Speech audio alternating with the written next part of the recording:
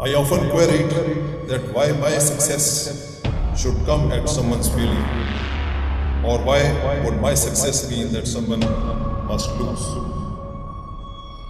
There has to be a way where we all can win, and because this goes against the established thinking and psychology, therefore it needs a paradigm shift. Let's come together, understand each other, and fight the common enemy.